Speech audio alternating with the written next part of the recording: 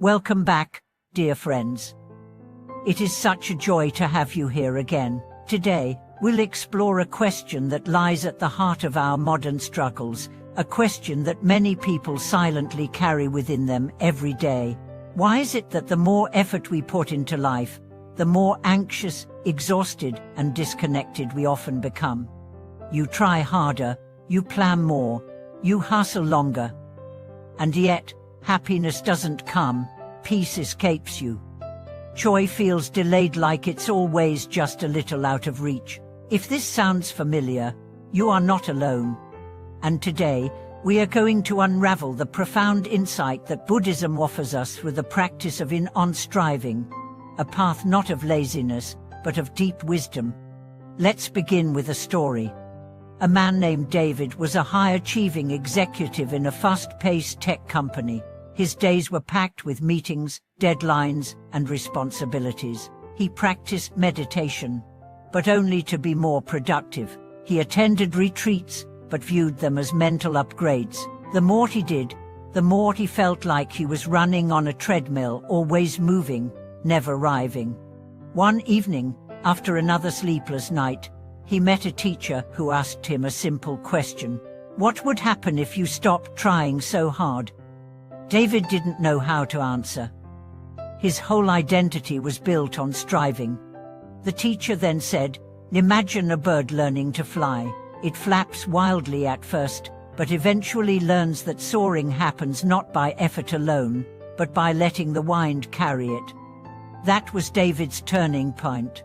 She began to explore the Buddhist principle of non-striving, not giving up, but releasing the tension that comes from over-efforting.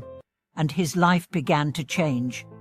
So what does non-striving really mean? It means letting go of the idea that you must fight, force, or fabricate your way into peace. It means understanding that the deepest wisdom and joy do not come through struggle, but through surrender, through attuning yourself to the natural flow of things. In Buddhism, this is known as wu-wei, doing without doing, or more precisely, acting without clinging. It's the art of showing up fully, while letting go of control. This doesn't mean passivity. It means clarity. You still take action. You still make choices, but your actions are rooted in presence, not panic, in alignment, not anxiety. Let's use nature as an example. The river flows. It doesn't push, it doesn't force. It finds its way around rocks, through valleys, and into oceans without strain. And yet, over time, it carves canyons, shapes landscapes, and sustains life. The same is true for your mind. When you stop resisting the moment, when you stop forcing your way through life, you discover an inner current that is far more intelligent than your thoughts.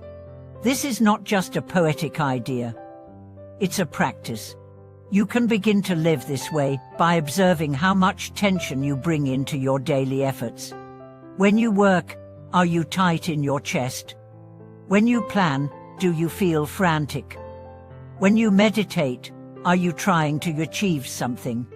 All of these are signs that striving has taken over. Now imagine approaching each moment with soft hands, with an open heart. Not as a soldier going into battle, but as a traveler walking through a sacred forest. This shift changes everything.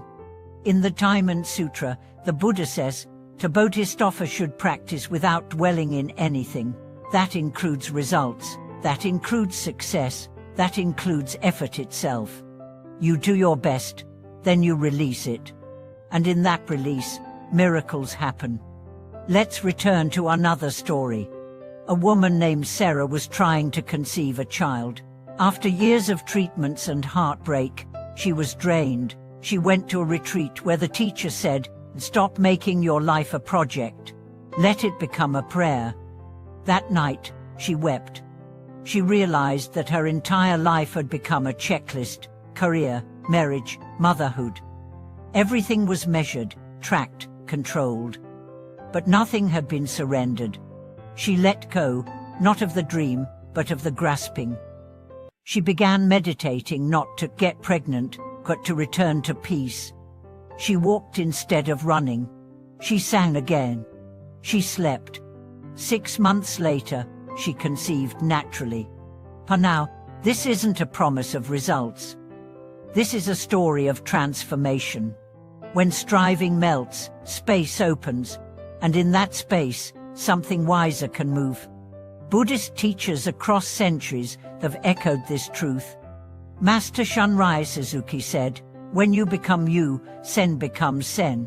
That is, when you stop trying to be anything, you return to what you already are. And from there, action flows not from effort, but from essence. So how can you begin this practice? Start by pausing. Take one breath fully, with no goal. Just feel it. Then, in your daily life, notice when you are forcing things, when you're trying to control people, timing, outcomes. Catch that habit. And then choose softness. Repeat this phrase internally. I love. Not because you're weak, but because you're wise. Imagine holding a butterfly. If you grip it, you crush it. If you hold it gently, it stays. Life is like that. The more you cling, the more it slips away. The more you open, the more it rests with you. This shift from striving to allowing is not passive, it is powerful. Because it takes great courage to trust the path. It takes maturity to rest in presence. It takes deep faith to say, I don't know what will happen, but I will stay open. And when you live this way, you begin to notice something miraculous. Joy arises for no reason. Peace becomes your default. Creativity flows without effort. And love, real, grounded love, emerges from the cracks of your previously clenched heart. You start to live like the lotus, rooted in the mud, rising through the water, blooming in the sun without effort, without haste. This is the true power of non-striving. Not to abandon life, but to meet it fully with grace, with wisdom, with breath. Thank you so much for sharing this time with me today. If this message resonated with you, I invite you to reflect on where you've been trying too hard. What could shift if you allowed life to flow more freely? Have you experienced the beauty of letting go? Share your thoughts in the comments. Your story may help someone else release their grip. And remember to subscribe, like, and share this video with anyone who is caught in the storm of striving. Let's create a community of peace, not built on perfection, but on presence. Thank you for watching this video.